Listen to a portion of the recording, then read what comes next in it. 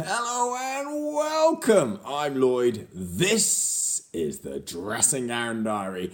This is the review show of the third round of the Autumn Internationals and a preview of the remaining game, which is only Wales-Australia.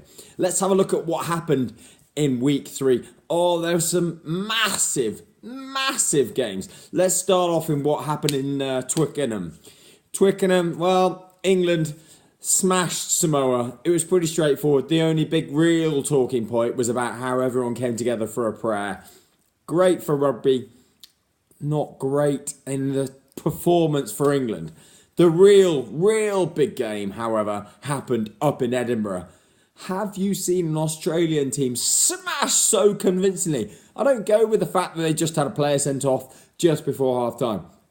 It was the manner in which Scotland are now playing. They are playing with pace. They are playing with aggression. They are playing with accuracy. They have the back line to scare everyone.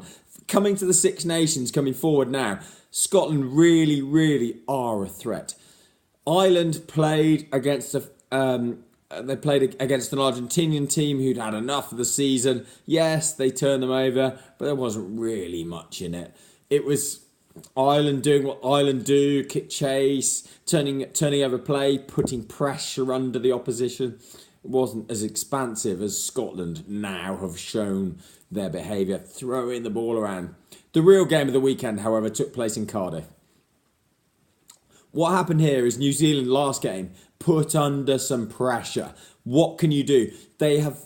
It would be interesting to hear, and I'd like the HOA to answer this, when was the last time New Zealand had that little possession in the first half of rugby?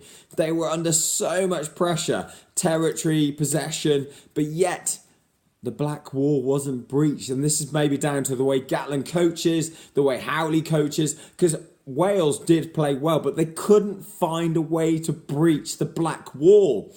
And this is the difference between Northern and Southern Hemisphere rugby. In the Southern Hemisphere, they get a chance. It doesn't even need to be a chance. It's a half chance. And they take it. They score 5 points. Bang. Suddenly the intensity raises. You see players running onto the ball. Rhys Webb made a break. He made a break 5 metres out, but couldn't find a way over it. And then Wales couldn't force the 5 points. In the same position, New Zealand, a great example late on, half chance, make a break down the left-hand side, place the ball down, goes anywhere, 3 players, suddenly over 5 points. Wales cannot do that, and I'm not sure anyone else in the Northern Hemisphere really have the potency and attack that New Zealand regularly demonstrate. So we wrap up this autumn series, this autumn period. There's one game left. It's Wales against South Africa. So both teams looking to grab some hope to take forward into next year. South Africa have had a really poor period. At the moment, they have no idea. There's no identity from South Africa. Traditionally, they've always been a strong pack. They've been very brutal in attack. It's been one-phase rugby. Now, they really don't know, with the policies that have gone on in South Africa, about picking a certain number of black players. Wales have tried to play a different style of rugby.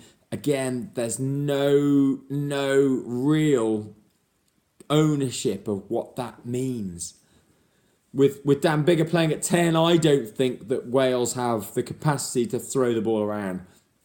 This is a game also, for anyone that doesn't know, the reason that Wales are the only team that play this weekend, you're playing outside the international period. So Wales are paying South Africa something in the region of £750,000 this week to play.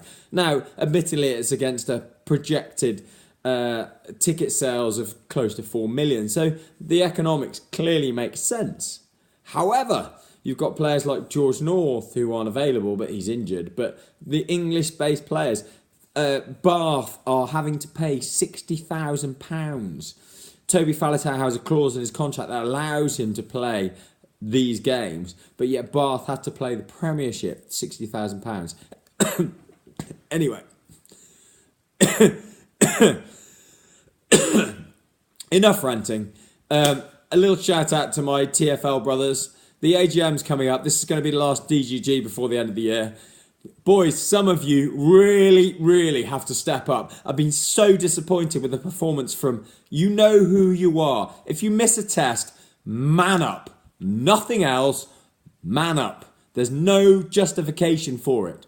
For the rest of you guys out there and the DGG fans, it's always a privilege. We'll catch you for the Start of the Six Nations. And I, for one, am incredibly worried about seeing Scotland show up in Cardiff on the 2nd of Feb. But for now, this is DGD. Merry Christmas to you all. Catch you.